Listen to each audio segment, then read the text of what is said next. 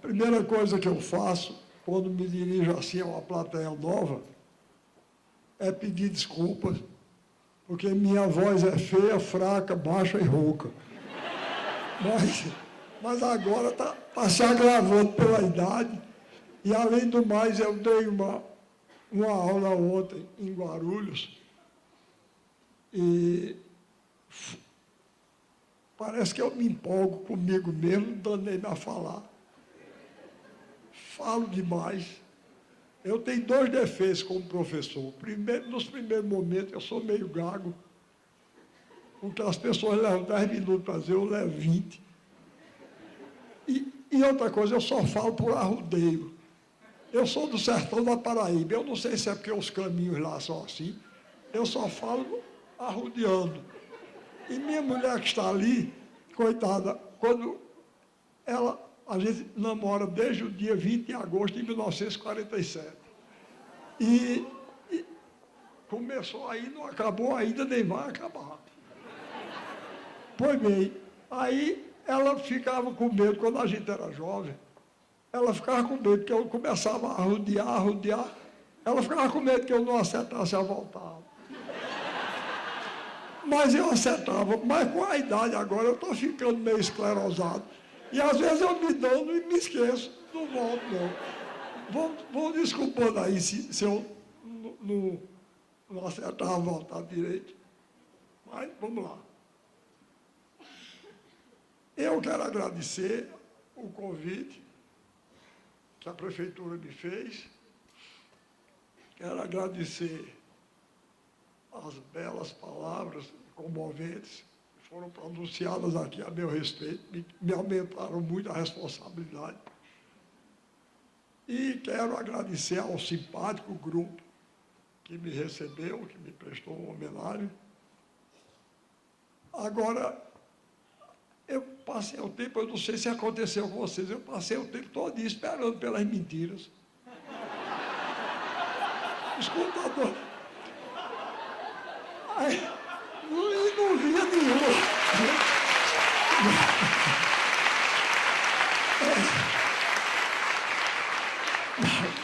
Mas depois eu vi que aí é que estava. Eles mentem tanto que nem mentir mentem. Nem as mentiras que eles prometem no título, eles contam. Mas eu só fiquei um pouco decepcionado, porque eu gosto muito de mentiroso. São 2 qualidades de gente que eu gosto muito. Mentiroso e doido. Eu não sei se é pela semelhança comigo, porque eu vou confessar a vocês, eu minto. Tá certo? Eu minto. Vejam bem, não me levem a mal. Eu não gosto de quem mente para prejudicar os outros. Eu gosto do mentiroso que mente por amor à arte. Não é? Um mentiroso lírico. Uma vez um jornalista me perguntou se dos meus 2 personagens mais conhecidos, se eu me identificava mais com o João Grilo. Eu disse, nada, é com o Chicó, aquelas mentiras dele. Eu me identifico muito mais. E astúcia eu não tenho nenhuma. Mas mentir eu minto. Eu minto. Agora mesmo eu estou cultivando um mentiroso lá em Pernambuco. É um sujeito ótimo. Ele inventou que o pai dele é o maior produtor de mel de abelha do estado, porque ele conseguiu fazer um cruzamento de abelha com vagalume. E os mestiços trabalham de dia e de noite à luz das velas. É mentira, mas é uma coisa que devia existir, não é? Então, não existe, a gente inventa. E os escritores são assim também. Os escritores são assim também. A gente não se conforma. Mas na minha vida não me acontece nada. Eu não sei se vocês já notaram. Tudo o que é ruim de passar é bom de contar. E tudo o que é bom de passar é ruim de contar. Se a vida de vocês, nesse ano agora, foi toda boa, experimente contar a um amigo. Vocês dizem, olha, no dia 1º de janeiro foi ótimo. No dia 2 de janeiro foi melhor ainda. No dia 3, tranquilo. Ele só aguenta até o dia 4. Agora, se vocês passarem por uma situação difícil, vocês vão ver que é bom de contar. Então, na minha vida não acontece nada. Se eu não mentir, o que é que eu vou contar? Eu gosto de contar a história, não é? Gosto de contar a história. Sou um contador de história. Então, Deus sabe o que faz. Se algum de vocês é descendente de suíço, não leve a mal o que eu vou dizer, não. Mas, olhe, eu agradeço a Deus toda noite quando eu vou rezar. Eu agradeço a Deus por me ter feito nascer no Brasil. Em primeiro lugar, por causa da língua. Porque não sou eu que digo, não, é Cervantes. Né? Cervantes dizia que o português é a língua mais sonora e musical do mundo. E eu não aprendi outra língua, não. Eu vou dizer uma coisa a você, se eu nascesse na Alemanha, eu era mudo. Porque aquela língua eu não aprendia de jeito nenhum. Aí o povo diz por aí que não é. Mas olha, eu vou dizer uma coisa a vocês. O português é não só mais bonito, mas é mais fácil. Tanto assim que a gente não precisa estudar para falar. Não é? Olha, vocês procurem o homem mais ignorante de Suzano, mostre a ele. O que é isso? Ele diz, é um copo. Mas em inglês, por exemplo, não é. Sabe como é? Glass. E digo uma coisa, isso tem jeito de glass. Mas não vai ser copo.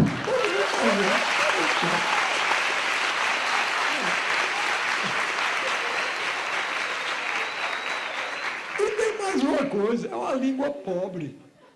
Glass é copo e glass é vidro. De maneira que se eu for dizer um copo de vidro, é um glass de glass. Vai embora. Agora, eu estou ficando preocupado. Porque eu sou escritor. Meu material de trabalho é a língua portuguesa. E estão desmoralizando. Estão acabando com a língua portuguesa. Olha, no bairro onde eu moro, no Recife, criaram uma loja agora chamada Macambiras Center. Macambiras Center. Macambira, porque vocês não conhecem Macambira, porque vocês aqui do Sul, vocês são os infelizes. Macambira é um vegetal digno, está entendendo? É um vegetal extraordinário, da minha terra, é do sertão. Ela é um vegetal tão resistente que ela nasce em cima de pedra. Eu disse que era mentiroso, mas isso é verdade. É certo? Elas pegam qualquer rachadurazinha da pedra assim, juntam ali um pouquinho de cisco, de paú, de terra, ela nasce. Um pendão lindo assim, ela sai umas folhas assim. Ela era da família de pé de abacaxi. Aqui tem pé de abacaxi, acho que tem, não tem? Pronto. Ela é daquela família, tem aquelas folhas assim, sai um pendão assim, uma flor linda, em cima da pedra. Agora, para botar Macambira Center, olha, um camarada que posta um negócio desse é um imbecil completo, um imbecil mental. Tenha paciência.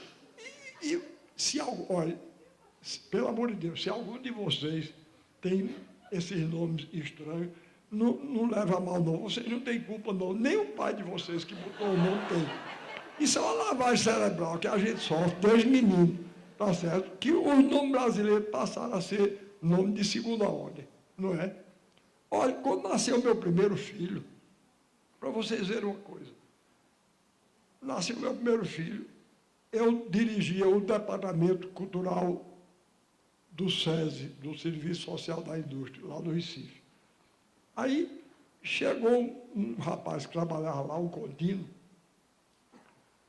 Aí ele disse, mas doutor Ariano, eu ouvi dizer que o senhor vai botar o nome de seu filho de Joaquim.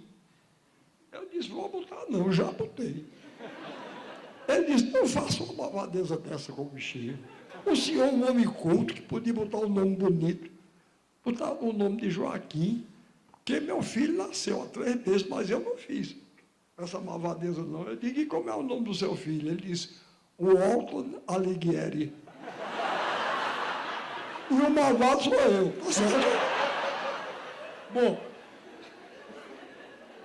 outro dia, eu estou ficando preocupado. É cada nome esquisito, não é? Tem um jogador de futebol por aí, com cada nome. Pois bem, eu estava numa universidade lá no Recife. Aí vieram pedir autógrafo, fizeram uma filazinha lá. Aí chegou uma menina junto de mim. Eu disse, como é seu nome? Ela pediu o autógrafo, ela disse, Ruedia. Eu digo, e como é que se escreve? Ela disse, W-H-E-Y-D-J-A. Eu disse, pois não, para Ruedia. Atrás de Ruedia, vinha outro. Aí eu disse, como é que você se chama? Ela disse, Ruemita.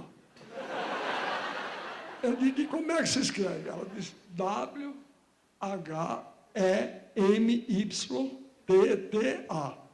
Eu disse, você é irmã de Ruedio? Ela disse, como foi que o senhor adivinhou? Agora, o melhor de tudo foi que atrás vinha um rapaz. E ele parece que ouviu meu diálogo com as duas. E ele deve ter pensado, esse homem é analfabeto. Porque quando chegou a vez dele, eu disse, como é seu nome? Ele disse, Hugo, H-U-G-O.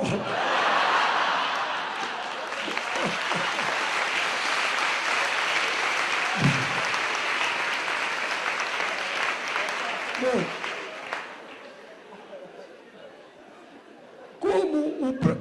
eu fiquei muito contente de ouvir o prefeito dizer,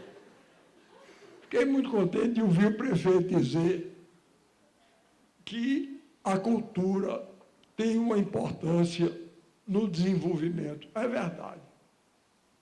Eu fui secretário de Cultura do grande brasileiro, que foi Miguel Arraes, e ele dizia a mim, a responsabilidade de vocês que lidam com cultura é muito grande, porque a cultura é quem ilumina o caminho, que a gente tem que seguir. Então, a cultura tem uma grande responsabilidade. Não é perfumaria, não. Um povo que não respeita a sua cultura perde a sua identidade e pode perder até a sua independência. Ninguém brinca com o problema cultural. A Índia foi dominada politicamente e militarmente pela Inglaterra. Mas, como tem uma cultura forte, uma cultura peculiar, ela reuniu-se politicamente em torno de Gandhi, de Nehru e de outros, e reconquistou a sua independência. Ninguém brinca com o fator cultural. Eu acho que eu já estou ficando até meio paranoico, mas essa uniformização que estão tentando fazer de todas as culturas, niveladas pelo gosto médio, que é a pior coisa que pode acontecer. Olhe, eu vou dizer uma coisa a vocês, gosto médio é pior do que mau gosto. É mesmo. Existem gênios que têm mau gosto, mas gênio com gosto médio eu nunca vi, não. Um dos gênios que eu mais admiro é Shakespeare. Eu tenho uma admiração por Shakespeare enorme. Pois bem, Shakespeare, aquele dramaturgo e poeta de gênio, que escreveu Romeu e Julieta, não é? Vocês devem se lembrar da cena do balcão, que coisa delicada, que coisa linda. Eles são filhos de famílias inimigas. Se conhecem num baile, se apaixonam um pelo outro. Romeu pula, depois do baile, pula o muro da casa de Julieta e vai espreitar. Julieta, por outro lado, está lá no quarto dela em cima, é a famosa cena do balcão. Ela vem para a varanda da casa e começa a falar dele. Quando ele se apresenta, ela diz: poucas palavras dessa voz ouvi, mas pelo som logo as reconheci. Tu não és o Montecchio? Não te chamas Romeu? Montecchio era a família Julieta Capuleto e Romeu Montecchio. Tu não és o Montecchio? Não te chamas Romeu? E ele responde: não, minha bela, nem Montecchio, nem Romeu. Se o meu nome não te agrada, eu não sou eu. Olha que coisa linda. Pois bem, nessa mesma peça, tem uma hora que Romeu está pensando em Julieta. E ele diz: ah, meu Deus, eu queria essa hora ser uma mosca para pousar nos lábios de Julieta. Que mau gosto, desgraçado. Não é? Até anti-higiênico. Não é? Um negócio assim. É muito triste. Mas vocês vejam, mas para mim, que sou um shakespeariano, que admiro, amo profundamente a obra dele, quando eu encontro uma doidice dessa, eu gosto, eu digo que isso é puro Shakespeare. Está entendendo? Ele, de cada lugar comum, horroroso. O galo, este arauto matutino, olha que coisa horrível. Não é? O sono, o restaurador das forças naturais. Bem, então, como eu dizia, gênio com mau gosto existe. Balzac era um gênio e tinha mau gosto. Mas gênio com gosto médio não tem, não. Então, eu não posso admitir que queiram apresentar, gostei muito de ouvir o prefeito falando isso, queiram apresentar como moderno um tipo de arte, que não é moderno nem antigo, porque não é nem arte. Mas eu me oponho com todas as minhas forças. Eu luto do jeito que eu posso. Levo no ridículo, levo na graça, que isso eu aprendi a fazer. Eu não tenho poder político, nem tenho poder econômico, mas tenho uma língua afiada da peste. Vocês vão ver. E essa está a serviço do meu país e do meu povo. Eu sei, eu não sei. Certo?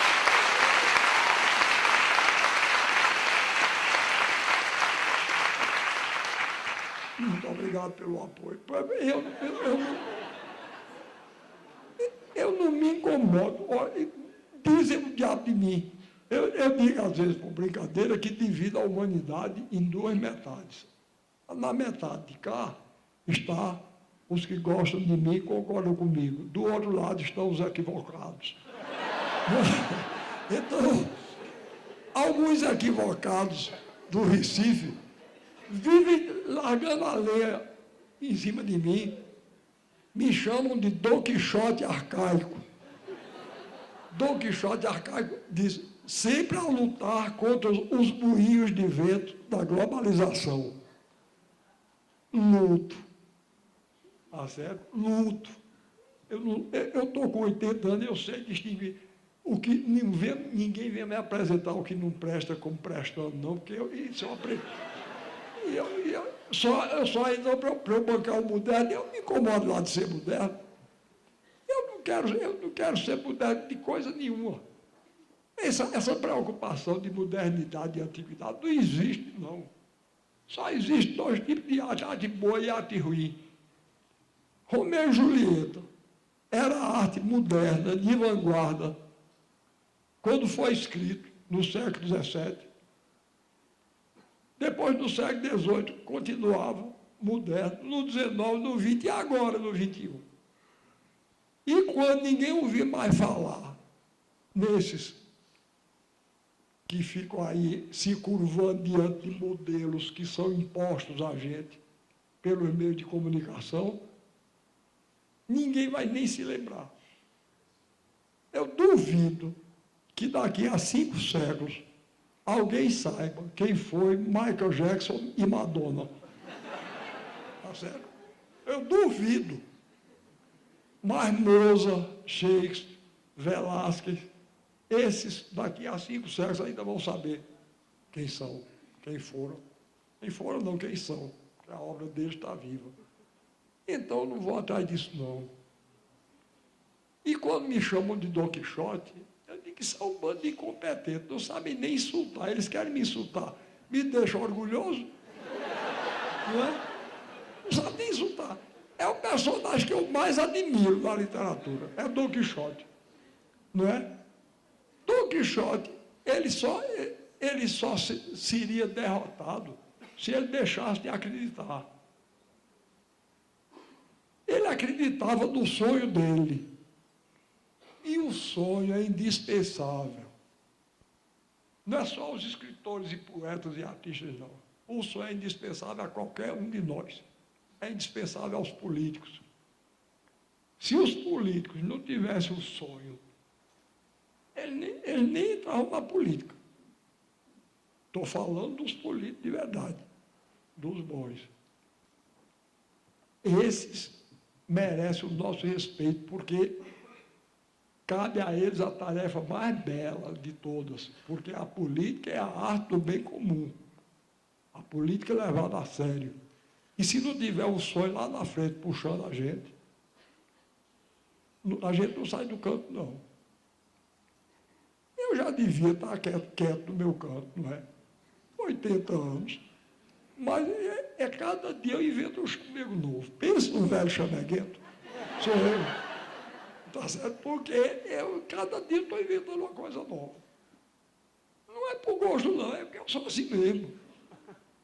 Eu já estou pensando, eu já fiz romance, teatro, poesia. Faço um tipo de desenho doido que eu chamo iluminogravura. E agora eu vou fazer uma ópera. Eu nunca fiz uma ópera. Estou me aprontando para fazer uma ópera.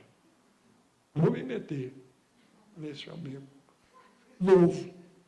Aos 80 anos. Pois bem, porque eu sou assim. Aí, com isso, agora, eu tenho uma coisa comigo que não sei se acontece com vocês. Eu sou meio azarado.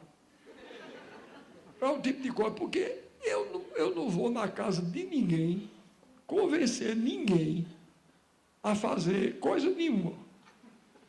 Ontem em Guarulhos, tinha 2 moças que estavam lá e elas disseram que vinham para cá, eu não sei se vieram. Se vieram, me deu sinal, parece que não vieram, não. Eu disse até a elas, não, eu acho que eu vou mais ou menos repetir o que eu disse aqui, mas houve um problema lá com a parte técnica, que eu não me dou muito bem com essas aparelhagens, eu ainda não me habituei. Telefone, por exemplo. Eu não me dou bem com telefone, não. Eu não falo nem do celular, que esse para mim é uma praga. Não é? Engraçado que o jornal outro dia, para todo canto que eu vou, eu carrego essa caixa de óculos. Aí o jornal do Recife botou, Ariano Suassuna está aderindo à modernidade. Para todo canto que ele vai, carrega o celular. Era isso. Bom, então, eu não aderi nem ao convencional, eu tenho agonia daquela fala de taboca rachada. Né? No ouvido da gente, e a pessoa não está nem lá, a gente não vê a pessoa, não é? E aí, eu não gosto. E outra coisa, telefone comigo tem que ser no estilo clássico. Tem que dizer alô, para eu dizer quem fala, para entender como é por aí. Pois bem, eu, por falta de opção, me formei em Direito. Depois eu me formei em Filosofia, que para esse dia vocação. Aí, quando eu me formei em Direito, não tinha emprego. um dos maiores juristas lá do Recife me chamou para eu trabalhar no escritório de advocacia dele. E eu fui. Foi um dos tempos mais infelizes da minha vida. Nunca sofri tanto. O primeiro caso que me apareceu foi para defender um cachorro. O homem chegou lá e disse, olha, meu cachorro mordeu o homem e eu quero que o senhor me defenda. Eu disse, o senhor me desculpe, mas todas as minhas simpatias são pelo mordido, eu tenho horror a cachorro. Vai bem. Aí, o homem que me chamou para trabalhar, chamava-se Murilo Guimarães, era professor de Direito da universidade e era advogado. E eu fiquei trabalhando com ele no escritório dele. Aí, um dia, eu estava no escritório, por acaso eu estava perto do telefone, o telefone tocou, eu atendi, e o homem veio dizer alô, o homem disse logo, quem fala? Aí eu disse, Ariano Suassuna. Ele disse, desculpe, não é para ir não. Aí eu disse, meu Deus, ele queria falar com o doutor Murilo. Fiquei com aquilo lá, aí toca o telefone, era o mesmo homem, eu atendi. Ele disse, quem fala? Eu disse, Murilo Guimarães. Ele disse, como vai você, Murilo? Eu disse, eu não sou o doutor Murilo, não. Ele disse, e por que aqui diz que é? Eu digo, porque quando eu digo meu nome, o senhor desliga. Aí houve uma pequena pausa lá, porque o próprio homem já estava ficando acanhado e confuso. Aí ele disse, vai chamar Murilo. Eu disse, doutor Murilo não está, não. Ele disse, ele demora? Eu disse, eu acho que demora. Ele foi para a Europa. Ele disse, e por que o senhor não disse logo? Eu disse, porque o senhor não perguntou. Ele disse, e tem algum auxiliar dele aí? Eu disse, tem sim, senhor. Ele disse, quem é? Eu disse, Ariano Suassuna. Eu disse, o senhor não sabe nem atender o telefone?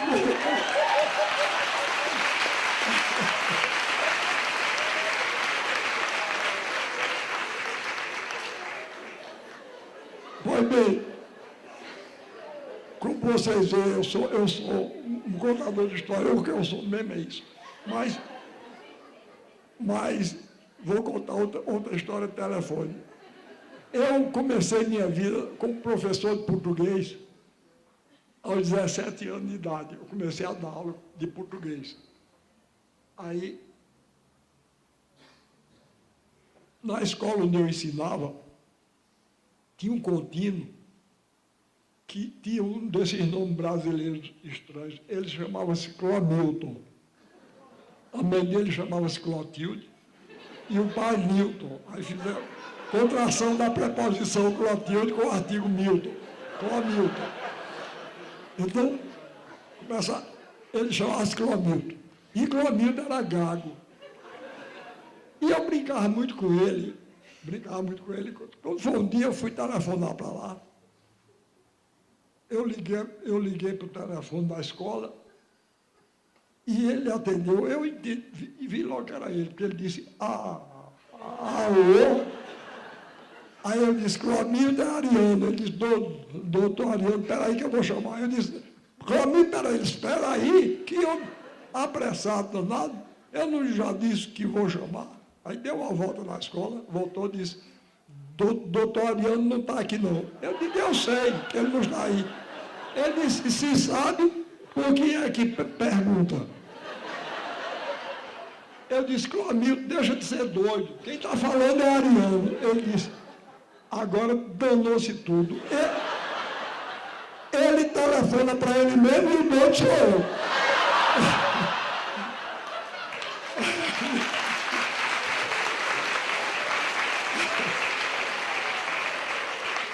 Aí eu disse, Clomilton, peraí, rapaz, eu vou te explicar como foi tudo. Aí, como eu brincava muito com ele, disse, não, eu já entendi. O senhor está aí sem ter o que fazer e dando trabalho a quem está culpado. Botou o telefone lá e eu não consegui ligar. Bom, mas, então, eu dizia tudo isso por causa da minha preocupação. Eu quero que o povo brasileiro mantenha a sua cultura, a nossa cultura. Veja bem, eu não tenho nada contra a cultura de nenhum país. Eu devo muito a Cervantes e a Calderón da Barca, que eram espanhóis. Devo muito a Molière, que era francês. Devo muito a Goldoni, que era italiano. Devo muito a Dostoiévski e Gogol, que eram russos. Então, eu não tenho... Devo muito a Goethe, que era alemão. Devo muito a Shakespeare, que era inglês. Então, eu não tenho contra a cultura de nenhum país, eu não tenho nada. Agora, não venham me impor esse lixo cultural que espalham por aí como cultura. Não é verdade? Então, eu sou contra. Mas, como eu estava... Então, de vez em quando, eu não vou na casa de ninguém, converter ninguém, mas na minha casa vem. De vez em quando, baixa um cidadão lá na minha casa querendo me converter. A modernidade. Entre aspas, é claro, né? A modernidade. Aí, outro dia, chegou um lá em casa e falando desse jeito, era um jovem. Aí disse para mim, bicho, você precisa se ligar. É para se ligar, rapaz. Você vive falando mal do rock, isso tudo já está ultrapassado. Como eu disse a vocês, eu digo as coisas do jeito que eu leio. O negócio agora é o punk e o funk. Aí, então você precisa se ligar, rapaz. Eu vou lhe mostrar. Aí ele resolveu me mostrar a obra-prima lá que ele tinha feito. Para me converter, vocês imaginam. Eu não sei se vocês sabem, existiram dois físicos atômicos, um chamado Rutherford e o outro Bohr. Pois bem, esse foi o mote que o rapaz lá pegou para fazer a música dele. Ele pegou a guitarra assim e começou a cantar para mim o seguinte: Rutherford, Bohr, Rutherford, Bohr, Rutherford, Bohr, modelos atômicos, Rutherford, Bohr. Toda parede espera um prego. Toda parede espera um prego. Toda parede espera um prego. Rutherford, Bohr. Rutherford, Bohr. Um cavalo morto é um animal sem vida. Um cavalo morto é uma... Que novidade. Um cavalo morto é um animal sem vida. Um cavalo morto é um animal sem vida. Rutherford, Bohr. Rutherford, Bohr.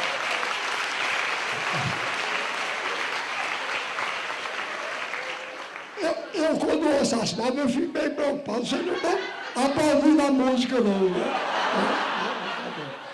Então, ainda tinha uma estrofe. Em redor do buraco tudo é beira. Em redor, e ele todo animado, ele fechou os olhos. Em redor do buraco tudo é beira. Em redor do buraco tudo é beira. A Rutherford, bom, não me converti. Mas eu estou dizendo isso porque eu, às vezes, uma vez um crítico, eu não vou dizer o nome dele, não, porque ele já morreu, pode vir puxar minha perna de noite. Mas ele escreveu assim, foi logo que eu incendiei o Alto da Compadecida, por aqui, pela região sudeste e sul. Aí ele escreveu um artigo contra a peça, e ele dizia, no começo, nos 2 primeiros atos, o Alto da Compadecida só tem trivialidades sem pretensões. No fim, no 3º ato, aparece uma novidade. Subliteratura com pretensões. Aí terminou o artigo dizendo, para concluir, dos nordestinos perniciosos ao Brasil já morreram Antônio Conselheiro, Lampião e Padre Cícero. Só falta agora Ariano Suassuna. Eu achei graça. Eu achei graça, mas não deixei de me vingar. Eu escrevi um artigo dizendo que ele era incompetente, como lá o outro que me chamou Dom Quixote Arcaico. Eu digo, é um incompetente, porque está querendo me insultar. Me comparou. Eu nunca pensei que eu fosse tão importante. Não é? Comparado com os três maiores mitos do Nordeste. Antônio Conselheiro, um santo, um profeta, um beato, um guerreiro, Lampião, e um santo, Padre Cícero. O que é que eu quero mais? Eu sou o quarto? Está ótimo. Um indivíduo que tem um inimigo desse não precisa de amigo, não é? Para me fazer. Pois bem, eu estou dizendo isso porque existe aí agora uma profissão estranha chamada DJ. Não é? Que eu estou sabendo agora. Pois bem, 2 DJs. Eu contei essa história aí, não sei aonde, me filmaram essa história de Rutherford Branco. E eles aí fizeram uma montagem, botaram o título, o funk de Suassuna, viu? E botaram, e eu achei até engraçado. Eu vou mostrar, eu pedi a Alexandre para trazer, e vou mostrar aí a vocês. Inclusive, eles conseguiram um retrato de Rutherford e eu de boy, e eles aparecem. Então, vejam lá. Mas é isso não. Foi na minha casa me converter um jovem. Eu não me lembro se era punk ou funk. Ou era punk ou era funk. Um desses dois. Aí ele foi na minha casa me convencer. Ele disse, não, você fica falando mal do rock, mas olha, você precisa se ligar, rapaz. Isso já está ultrapassado. Agora nós estamos no funk, no funk, no punk. Aí ele resolveu cantar para mim, para me converter. Vejam que beleza. Tudo é forte. Tudo é forte. Tudo é forte. Tudo é forte. Eu estou aqui no ambiente universitário, todos vocês sabem que existem 2 físicos, acho que alemães, todos os dois, um chamado Bohr, o outro chamado Rutherford, né? Um cavalo morto, não sei vida, um cavalo morto, não sei vida, um cavalo morto, não sei vida, um cavalo morto, não sei vida. Rutherford, Rutherford, Rutherford, Rutherford, me retrola no buraco da beira, me retrola no buraco da beira, me retrola no buraco da beira, me retrola no buraco da beira.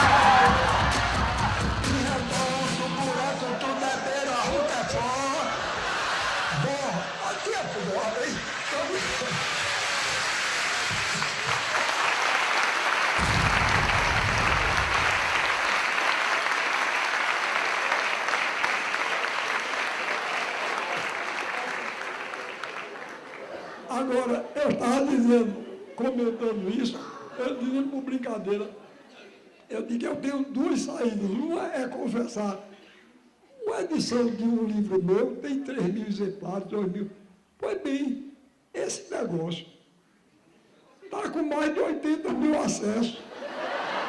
Já tem gente usando como chamada do celular. Eu estou pensando seriamente em deixar a literatura e aí diria começar uma carreira de cantor funk. Mas, por outro lado, eu também posso me defender, eu posso dizer aos dois DJs, eu digo, olha, eu sei fazer, eu não faço porque eu não quero, pensa em mim. Olha lá.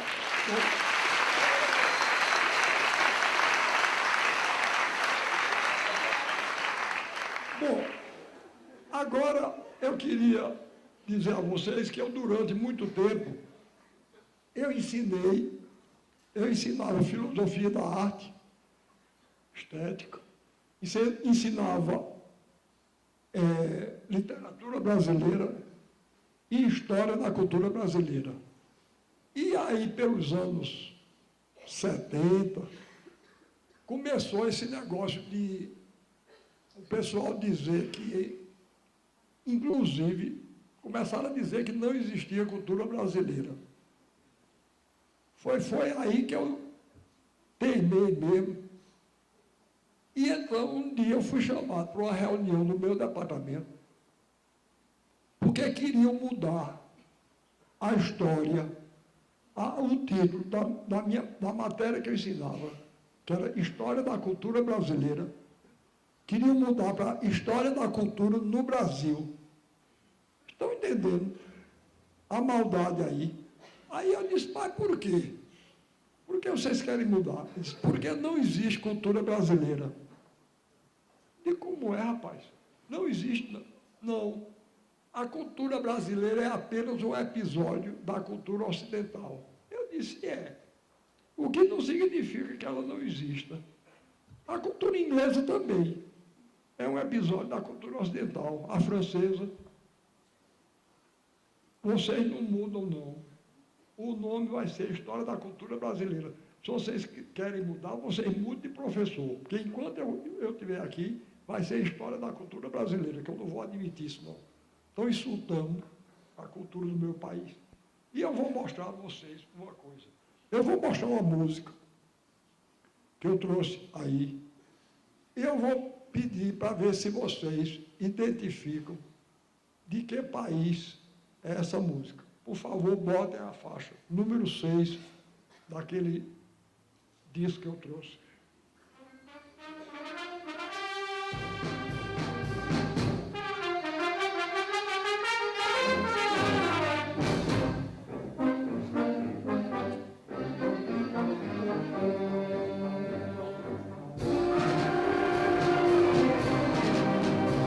Tá bom. De onde é isso? Espanha, é claro. Tá bom? Vocês vejam uma coisa, eu de propósito escolhi uma música que não tem palavra, porque a palavra era fácil. Nem tem castanhola. E, no entanto, vocês reconheceram que era uma música espanhola. Então, se existe música espanhola, existe cultura espanhola. E a cultura espanhola é um episódio da cultura ocidental como a brasileira. Eu, quando ouço essa música, eu não sei se eu vejo um toureiro, vejo o touro, vejo uma arena, vejo o toureiro toreando o touro. Bota aí de novo, para vocês verem se não é verdade. Bota de novo aí. Bota.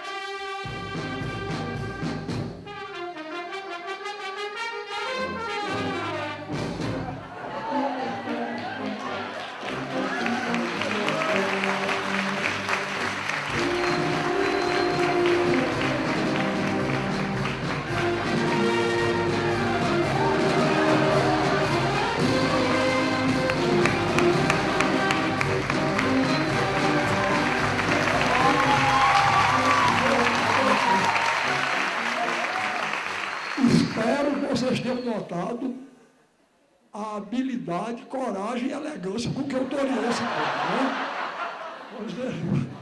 Então, eu resolvi fazer, desde muito moço, não só na minha literatura, mas como secretário de Cultura que sou, eu resolvi fazer remar contra a corrente. Então, eu resolvi mostrar ao povo brasileiro que nosso país tem uma cultura e tem uma grande cultura. E trouxe para mostrar para vocês exemplos de dança, porque eu fiquei preocupado. Cheguei aqui em São Paulo, há uns 4 ou 5 anos, na primeira página de um dos 2 maiores jornais, estava um retrato dos jovens da cidade de São Paulo que se propunham a fazer um movimento de renovação da dança brasileira. Sabe como se chamava o movimento? Street Dance. Mas pode uma coisa dessa? E eles diziam lá que se baseavam na dança dos jovens de Nova York e de Chicago, para renovar a dança brasileira. Aí vocês agora vão ver aqui, então, o contrário. Eu lancei mão, quando o governador Eduardo Campos me chamou para secretário de Cultura, eu disse a ele, eu não quero assessores políticos, não. Eu quero assessores artistas. E eu queria mostrar, eu queria organizar um grupo de artistas que, além de grandes artistas, são um protesto contra a exclusão social. Vocês vão ver, eu coloquei mulheres para protestar contra a exclusão das mulheres e coloquei negros para protestar contra a exclusão dos negros. Porque eu vou dizer uma coisa a vocês, uma das coisas que eu mais admiro do povo brasileiro é a alegria. Esse povo que tinha o direito de ser ressentido e amargo. Aí eu vejo aí países muito mais bem distribuída a renda, tudo de cara amarrada, tudo triste. Não é? Os suecos, por exemplo, maior taxa de suicídio do mundo. E o povo brasileiro, com essa dificuldade toda, ainda encontra energia. Pois bem, chega gente na minha casa para dizer que o povo brasileiro é irresponsável, porque se veste, passa as maiores dificuldades para se vestir de rei durante 3 dias. E eu digo, isso é uma manifestação de grandeza e generosidade do povo brasileiro. Eles estão se vestindo de reis, porque eles são reis. Tá certo? Então, isso é um protesto do sonho contra a feiura e a cinzentice de uma vida que é imposta a eles de maneira injusta. E eles estão protestando através da beleza e do sonho. Aí eu disse, eu vou procurar uma dança que é o contrário da street dance. Então, eu resolvi fundir a dança erudita contemporânea com a dança popular. Aí vocês vão ver, tem 2 bailarinos aí, negros, um rapaz e uma moça, que são de uma favela. Eu fui pegar lá de uma favela, que tem um nome lindo, Chão de Estrelas. E é o que eles são mesmo. Eles são 2 estrelas nascidas daquele chão da favela. Chão de Estrelas. Aí eu peguei 2 bailarinos, vocês vão ver que bailarinos. E peguei uma bailarina e coreógrafa. E vocês vão ver os dançarinos de formação erudita fazendo uma dança baseada na dança popular brasileira. E os de formação popular fazendo dança erudita e dança popular, que é uma coisa linda. Eu tenho levado esse espetáculo por todo o interior do estado de Pernambuco. Vocês, infelizmente, não vão ver filmado. A gente pegou num dos espetáculos, mas em Belém de São Francisco, lá no Alto Sertão de Pernambuco, uma velhinha disse a mim, eu nunca pensei na minha vida ver uma coisa bonita dessa. Até passei na cara de um deputado, tem um deputado lá que é contra mim, contra nós, ele não gosta da gente, é do outro lado. Aí ele disse, ele fez um discurso na Assembleia e disse que eu era um secretário apenas figurativo. Eu tinha entrado no secretariado, primeiro, para eu ficar com cara de secretário, e para Eduardo Campos dizer que contava comigo. Aí, uns dias depois, ele me trata muito cordialmente, ele se encontrou comigo e ele pensou que eu não tinha sabido, eu acho. Ariano, como vai? Eu disse, figurando.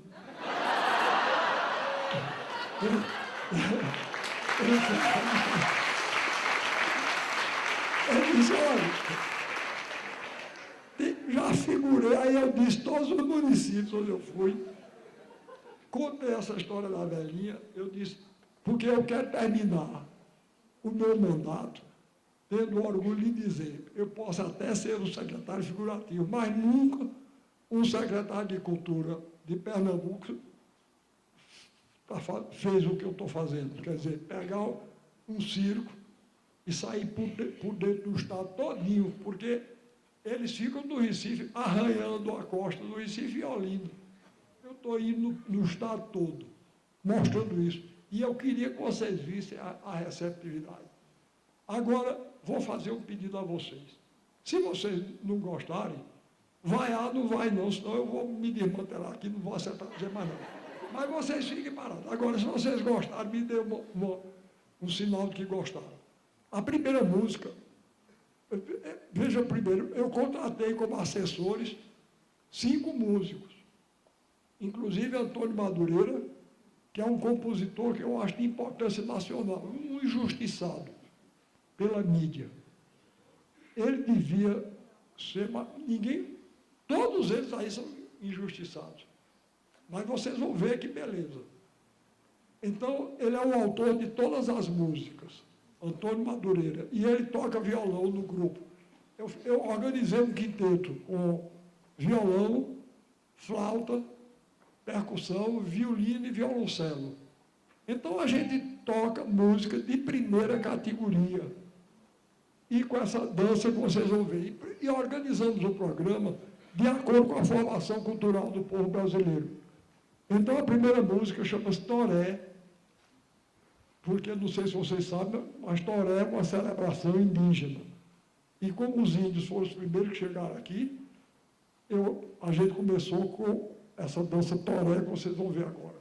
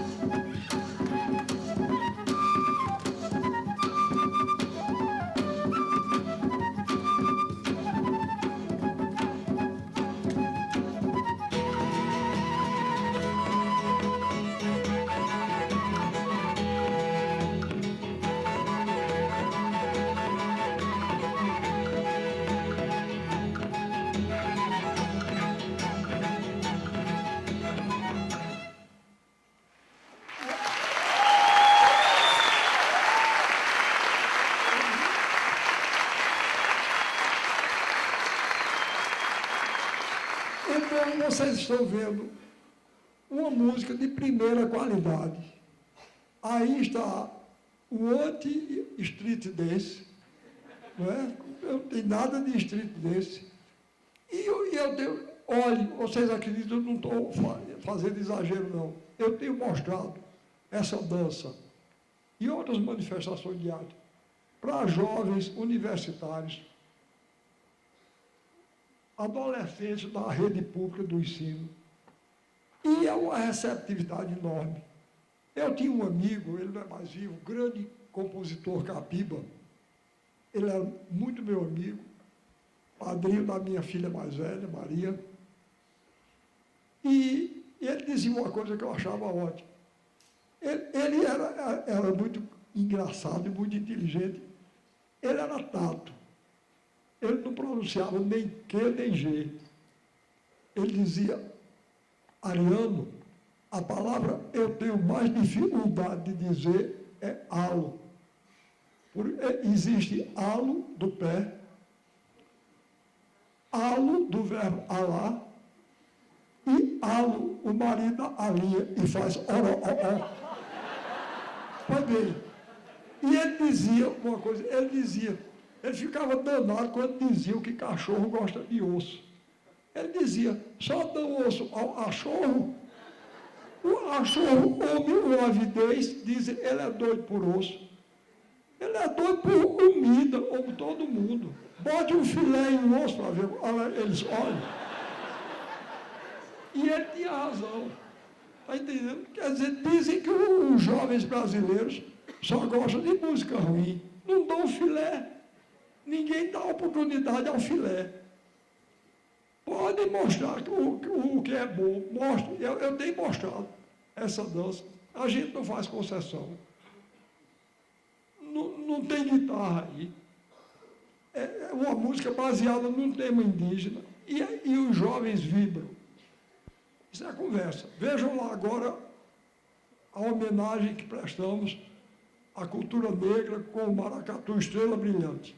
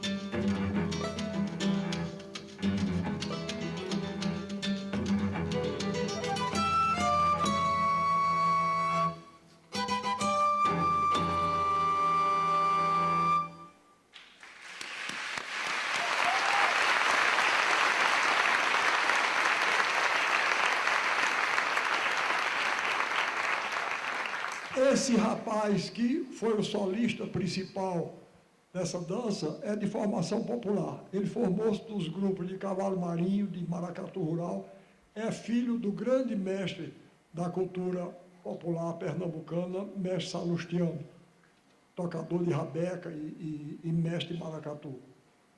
Agora, outro que está ali é filho de Nascimento do Passo. Eu vou mostrar ele depois, ele dança uma música separada. E os dois negros da favela João de Estrela já figuraram nessa dança. Mas na próxima dança, que se chama Machixe, e que é uma música resultante já da fusão da dança negra com a dança indígena e a dança dos portugueses pobres. Então, o Machixe, que é uma música urbana, Antônio Madureira compôs o Machixe, que vai ser dançado, tendo como solista principal essa linda mulher, que é Ana Paula Santana. Eu digo às vezes a ela brincando, não precisa nem ela dançar, basta já aparecer, ela é tão bonita que basta aparecer. Mas, ela, além disso, ela dança, vocês vão ver que graça ela tem. Vamos ver lá o Machixe.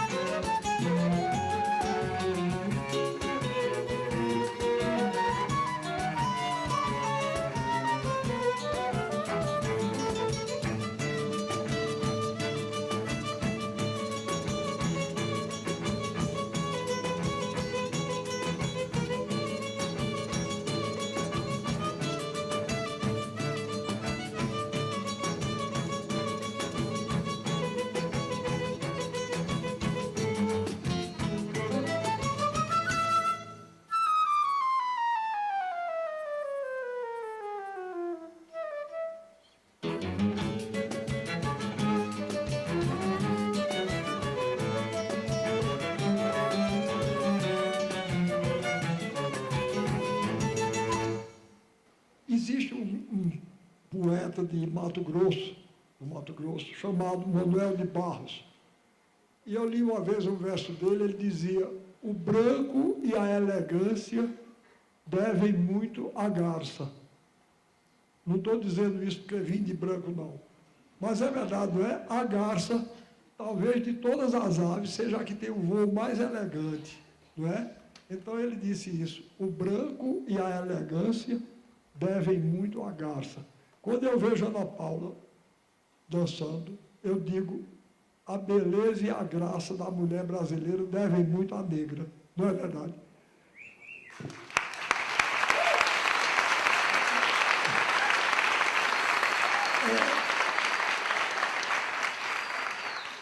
Eu aplaudi agora com vocês, mas estou aplaudindo a Ana Paula. Eu estou dizendo isso porque um jornal do Rio, outro dia, escreveu que eu, às vezes, me empolgo tanto com minhas palavras que aplaudo a mim mesmo. Eu não estou batendo palma para mim, não. Estou batendo palma para ela. Bom, a música que se segue chama-se Dobrado. E vai ser dançada, tendo como solista principal, ele adota o nome artístico de Mestre Meia-Noite. É esse outro bailarino de Show de Estrelas. O nome dele é Gilson Santana, Mestre Meia-Noite. Olha, eu vou dizer uma coisa a vocês. Eu não me acanho de mostrar esse espetáculo em geral, e esse bailarino em particular, em nenhuma grande capital do mundo. Porque ele é um bailarino de classe internacional, profundamente brasileiro e de classe internacional. Eu fui paraninfo, no tempo que eu ensinava na universidade, eu fui paraninfo de uma turma de arquitetura. E, em vez de fazer um discurso formal, dei uma aula assim, como estou dando essa, e falei mal de Michael Jackson. Eu não estou mais falando mal dele, não, porque eu já estou com pena dele. Não é? O pessoal inventa um mito assim, de repente. Mas eu não gosto dele. Primeiro, porque ele é traidor da grande raça negra. Não é? O homem já fez tanta plástica que daqui a pouco ele está feito galinha, com o olho aqui, outro aqui. Se estica. Ave Maria. E depois é um bailarino. Eu acho aquilo muito feio.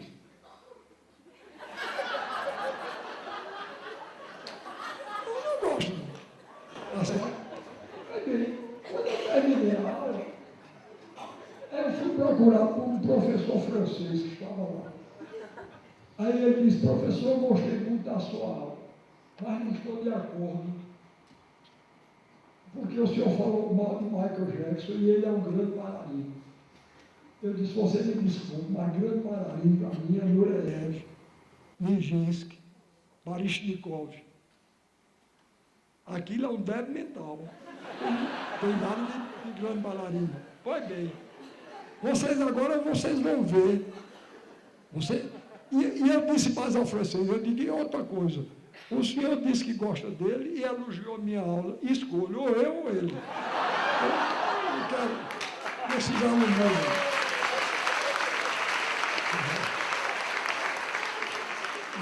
Gosto muito que gostem da minha aula, mas dizer que é boa, Michael Jackson é bom também, não. Ou eu ou ele. Pois bem, então vocês vão ver agora, eu não sei se vocês sabem, mas o frevo, essa música e dança tão pernambucana, a música teve origem no dobrado. E o passo, que é a dança que acompanha o frevo, teve origem na capoeira.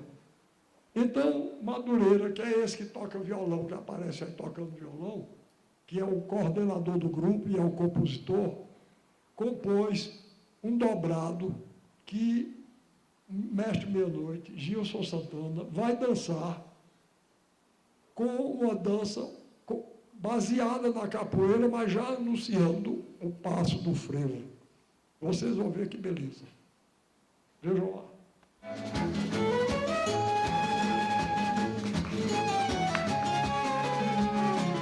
Vejam que dançarino.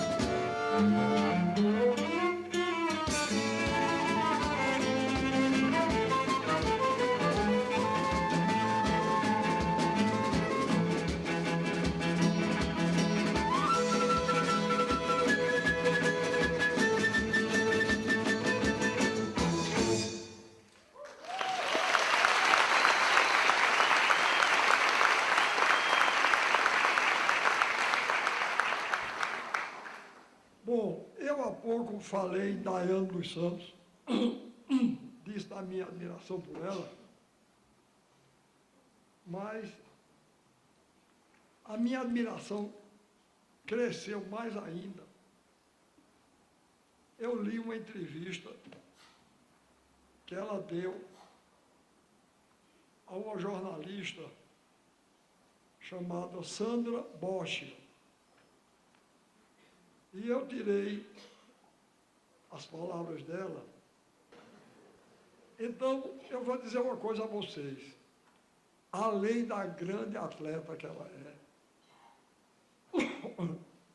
é uma grande brasileira. Ela é uma grande mulher, é uma grande figura humana. Porque, como eu disse, ela tinha todo o direito de ser amarga e ressentida. E ela não é.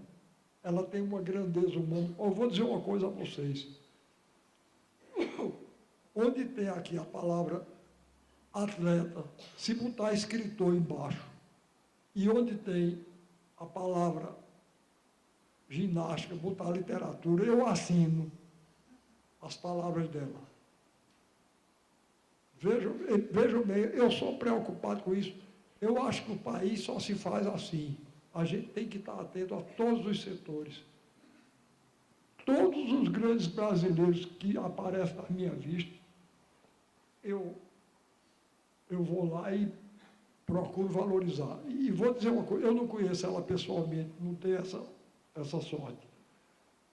Mas eu estou escrevendo um romance, e uma das partes do romance é dedicada aos brasileiros descendentes negros, e ela está incluída, por causa dessas palavras que ela escreveu aqui.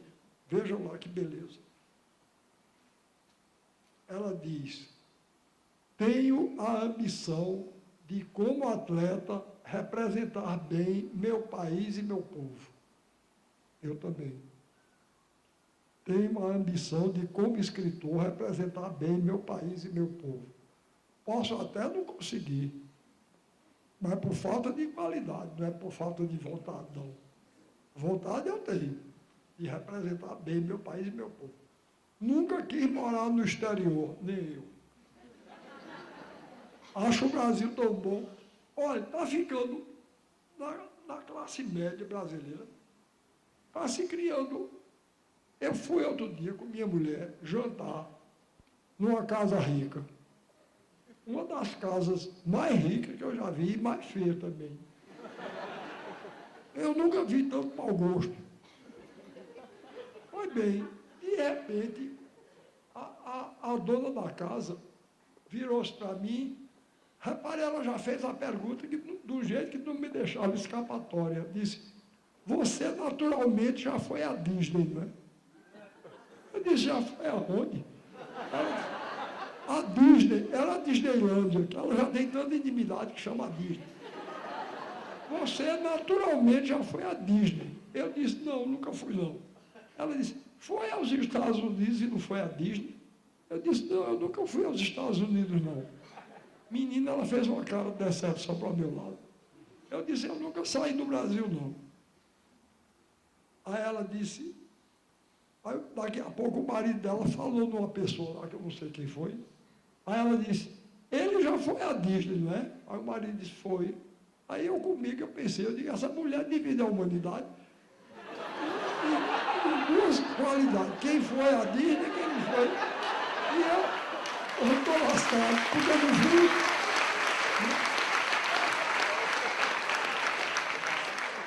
Aí eu nunca fui mesmo, não, mas minha filha foi. Uma filha minha, Mariana, foi ver, foi lá. Ela ia num grupo, o grupo foi à Disney, ela foi também.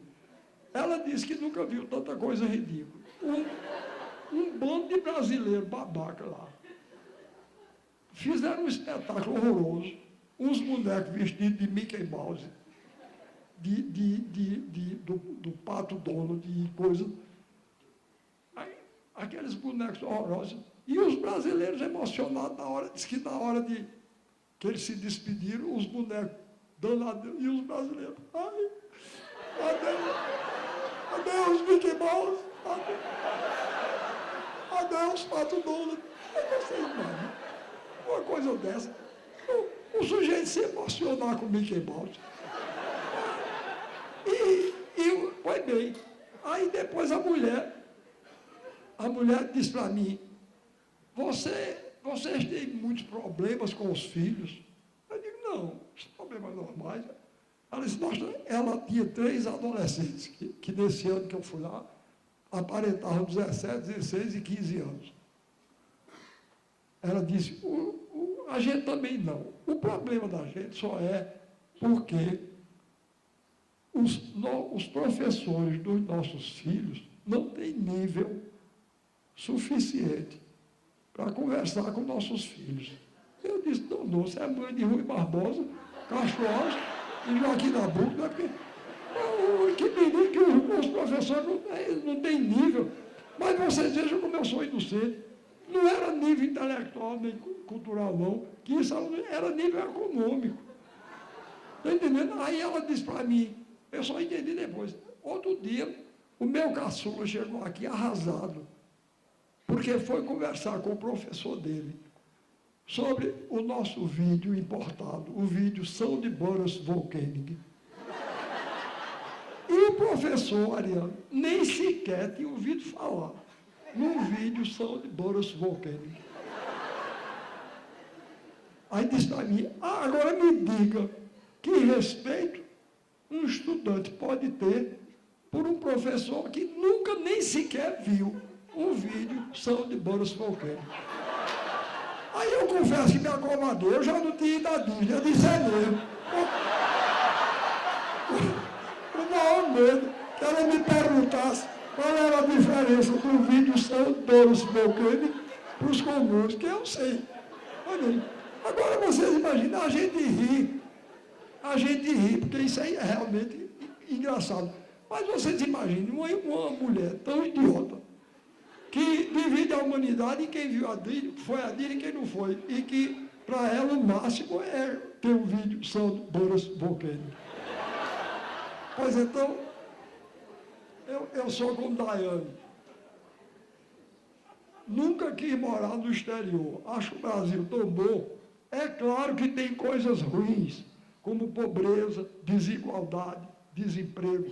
Mas, entre outras coisas, não tem guerra nem terremoto. E a convivência com o povo brasileiro é ótima. Para morar e criar os filhos, o Brasil é o melhor de todos os países. Olha, é aí que eu digo, repare bem. Ela tinha todo o direito, porque ela deve ter passado pelas maiores discriminações. Ela passou pelos currimbocos do diabo. Não é? Primeiro, porque é mulher. Segundo, porque é negra. Terceiro, porque é pobre. E ela ainda tem grandeza para dizer isso. A convivência com o povo brasileiro é ótima. Olha, eu pertenço ao movimento negro. Eu um dia vi que o movimento negro ia fazer uma reunião num prédio da universidade. E eu fui com minha mulher lá. Causou tanta estranheza que no mesmo prédio ia haver uma conferência. Quando eu parei na porta com minha mulher, aí disse, a conferência é naquela outra sala. Eu disse, não, estou querendo vir para aqui mesmo. Bom, aí assisti à reunião. Quando terminou, chegou uma moça junto de mim, chamada Inaldete.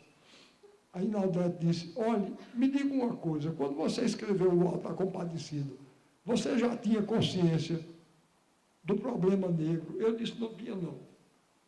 Eu escrevi aqui, tanto assim que tem uma frase que o Cristo diz, você pensa que eu sou americano para ter preconceito de raça? Como se aqui não existisse.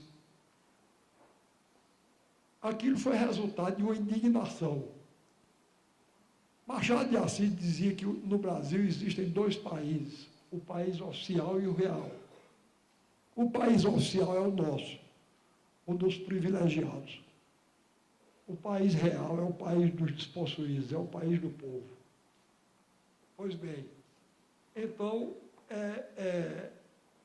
eu tinha consciência, porque eu tinha lido uma frase do Padre Vieira, que ele dizia, quem quiser saber a verdade, consulte as entranhas dos sacrificados. Aí eu disse, para pensar sobre os negros, ou ser negro, ou então ir consultar as entranhas deles. E foi aí eu disse, aí um dos rapazes disse, e você vai fazer o que aqui? Eu disse, tem gente por aí que se naturaliza alemão, eu vim me naturalizar negro. Eu não quero mais ser branco, não. Os brancos deram muita ruindade. Então, vocês estão diante de um meio naturalizado. Tá certo? Vamos continuar. Então, repare o que ela diz. Em minha cabeça existe a responsabilidade de dar o máximo de mim. Cada atleta tem sempre de tentar fazer o melhor de que seja capaz. Todo escritor, todo político, todo médico, todo mundo, todos nós juntos. Na cabeça de todos nós deve existir a responsabilidade de dar o máximo de si. Cada atleta tem sempre de tentar fazer o melhor de que seja capaz, com a consciência de que todos nós juntos representamos o Brasil. Agora, esse trecho que eu vou ler agora, ela falou porque um grande negro brasileiro disse que nem era negro, nem gostava de ser chamado de negro. Aí ela falou nisso. Uma das coisas que eu aprendi no movimento negro foi isso. Graças a Deus, os negros brasileiros estão aprendendo a resgatar a negritude. O povo brasileiro é um povo musical, dançarino e teatral. Mas isso se deve muito aos negros. Então, isso que ela disse foi por causa disso. Vejam como ela é precisa em tudo que diz. Às vezes me perguntam o que, pensando assim, eu tenho a dizer sobre o racismo. Acho que é um crime estúpido e ridículo. Eu também acho. Não só o racismo entre brancos e negros, mas também o de negros contra negros. É muito feio uma pessoa branca ofender e humilhar uma outra negra, mas também é muito feio um negro negar sua condição. Quem faz isso está sendo preconceituoso com seu pai e sua mãe. Eu tenho orgulho de todas as minhas raízes. E, quanto à ginástica, tenho a convicção, veja a altivez dela, de que, entre tantas e tantas crianças, Deus um dia botou a mão na minha cabeça e disse, olhe, você foi escolhida para ser uma atleta, para quem a fama não está acima de tudo. Um atleta que procura a ginástica como algo que para você é fundamental, indispensável, essencial à sua realização como pessoa, é claro, mas que também, ao mesmo tempo, procura dar o máximo de si para que seu país e seu povo encontrem o melhor caminho. Porque meu sonho é um mundo de justiça e liberdade, no qual um dia as pessoas se sintam e se tratem como iguais. Não é uma beleza?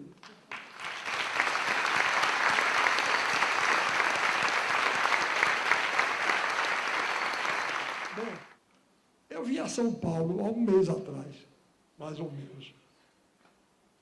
E dei uma aula, voltei tarde para o hotel, fomos para o restaurante, eu e minha mulher, fomos para o restaurante, e estava lá uma tela de televisão menor do que essa. E estava passando um festival na Inglaterra, em praça pública, com a presença do tal do príncipe Charles. Eu vou dizer uma coisa a vocês, eu nunca ouvi tanta música ruim, nem nunca vi tanta gente feia. Olhe, tinha uma mulher esquisita, tinha uma mulher lá. eu disse que mentia, mas eu estou dizendo a verdade. A mulher era mais alta e mais magra do que eu. O nariz dela era do tamanho do meu. E olha que eu tenho um nariz grande. Mas, além disso, ela tinha, com aquela cara de inglesa, tinha a bochecha chupada. Assim. Ah, bom, feiura é um direito, não é? Nasce feio, o que é que tem que fazer? Eu, por exemplo, justiça seja feita à velhice. Não foi a velhice que me fez, não. Eu sou feio desde menino. Mas a pessoa acrescentar a própria feiura, aí é demais. Aí é demais. Pois ela fez isso. A mulher, além de ser assim, ela se vestiu com um vestido branco, pegava aqui do gogó e até os pés. E pintou os cabelos de vermelho. Ela parecia uma vela acesa. Os cabelos eram chama. Que mulher esquisita na testa. Pois bem, e depois tinha uns homens de paletó e gravata no meio. E eu não sei se vocês aqui sabem o que é pitó. Pitó é um cabelo amarrado, né? Pois bem, cada um desses outros tinha pitó na mesma pessoa, no mesmo homem. Um pitó azul, um amarelo, outro vermelho, cheio de... Eu nunca vi. E a roupa cheia de penduricalho, né? Como esse povo gosta. Pois bem, os de paletó e gravata cantavam assim.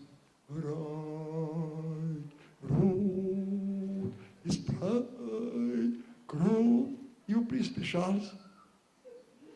Aí depois ia o do pitó. Aí era igual a todos esses. Porque chamam música jovem. Coitado dos jovens. Outro dia vieram aí os tais do Rolling Stone. Olha, se há uma coisa triste e feia no mundo, é o roqueiro velho. Não é?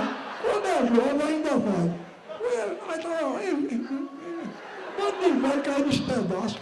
Eu nunca vi um negócio mais feio. Pois bem, eles tocavam igualzinho. Sky the road is bright grey. Isso, eu prefiro o Tafó. Ainda prefiro o Tafó.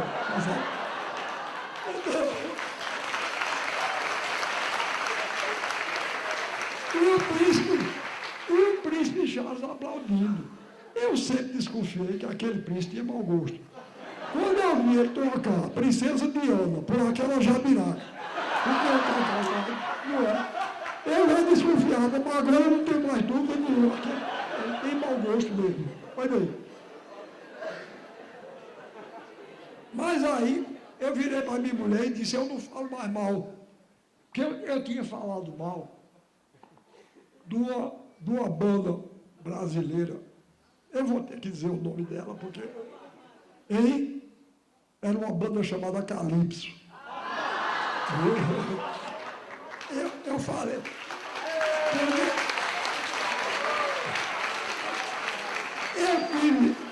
Eu tive a pouca sorte de ligar a televisão e ouvir.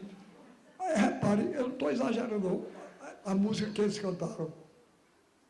Se você quiser me conquistar, você tem que suar. Se você quiser me conquistar, você tem que balançar. Se você quiser me conquistar, você tem que rebolar.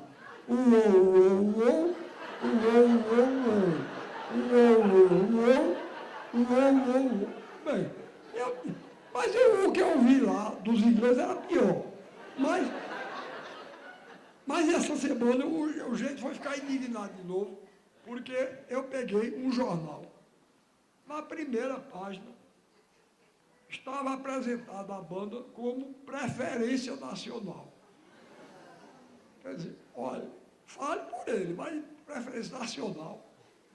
Pois bem, aí tinha um homem chamado, eu vou dizer o nome dele, porque, como eu estava dizendo, eu não tenho poder político e poder econômico, mas tenho a língua afiada. E reclamação minha, eu não digo que ele vai ouvir até eu morrer, porque eu não pretendo morrer. Mas ele vai. E ele vai ouvir reclamação minha até ele morrer.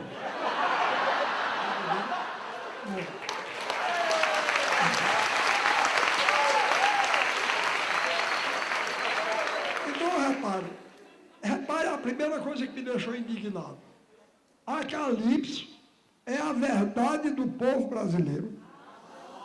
Minha Nossa Senhora! Uou! É a cara do povo brasileiro.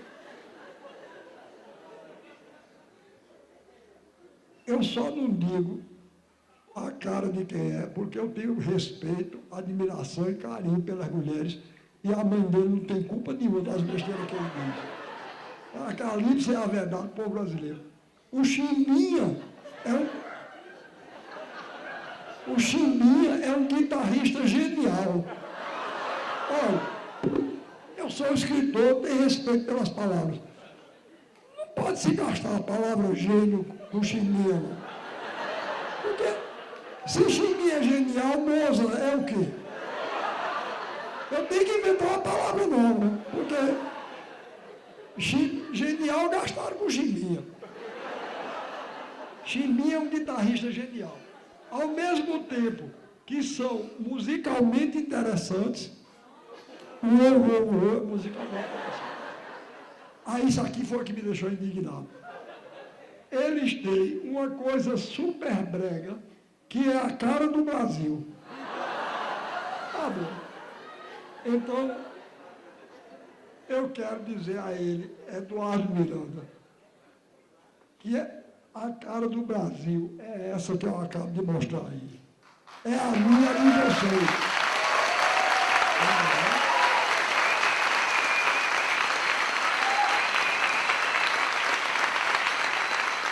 E não é super brega, não, é muito bonita.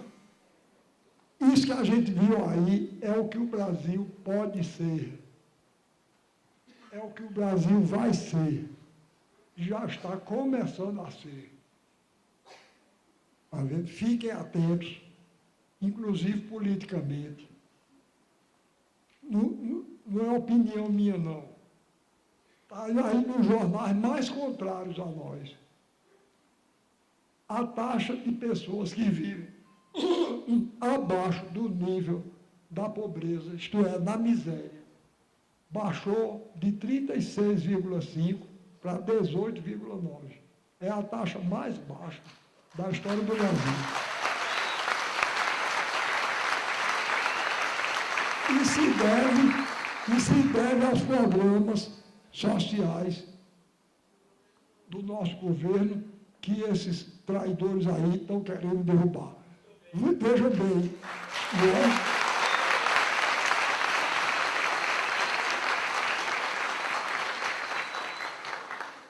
dizem, inclusive, que meu amigo Lula imita, os outros imita nada. Cadê que ele entregou? Os que dizem isso, entregaram a maior companhia brasileira, a Vale do Rio Doce, entregaram. Iam entregar a Petrobras, iam entregar o Banco do Brasil. Lula impediu tudo isso. Impediu a sangria das privatizações. Impediu que se fundasse uma Guantánamo aqui.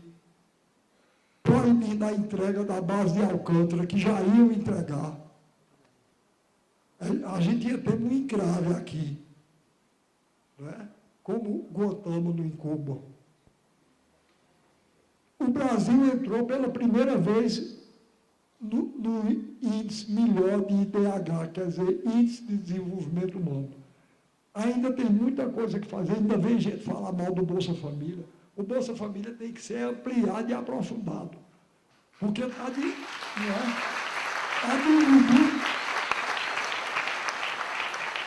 diminuindo esse abismo dilacerador entre o Brasil oficial e o Brasil real, o povo do Brasil real. Então, eu quero dizer a Eduardo Miranda que a cara do Brasil é essa. O Brasil já está começando a ser. E se o Brasil oficial e privilegiado se portar à altura do nosso grande povo, vocês vão ver ainda nesse século esse país iluminar o mundo. Muito obrigado pelo carinho que me